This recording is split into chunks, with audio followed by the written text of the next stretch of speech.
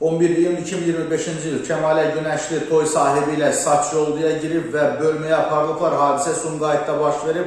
Ajansın əldə etdiyi məlumata görə Sumqayıtda yerləşən Park Palace Şadlıq Sarayında keçirilən toy mərasimi mübahisə və fiziki münaqişə ilə nəticələnib. Belə ki, toyda iştirak edən müğənni Kəmalə Günəşliyə qonaqlar mahnı oxumağı təklif ediblər. O isə səhnədə başqa bir ifaçının olduğunu bildirərək növbəsini gözləyəcəyini deyib və bu cavab toy sahibini narazı salıb və tərəflər arasında mübahisə yaranıb. İddialara görə tərəflər bir-birinə qarşı təhqir edici ifadələr işlədib. Daha sonra isə dava düşüb və şahidlərin sözlərinə görə bakallar havada uçuşub və toy sahibi və Kəmalə Günəşli Saçyolduya çıxıb. Hadisə yerinə hüquq mühafizə orqanları cəlb olunub. Hər iki şəxs Sumqayıt şəhər 4-cü polis bölməsinə aparılıb və səhərə yaxın sərbəst buraxılıblar. Məsələ ilə bağlı araşdırma aparılır və sənətçinin köməkçisi Ajans Azar bildirib ki, mən yalnız toy haqqında məlumat verə bilərəm.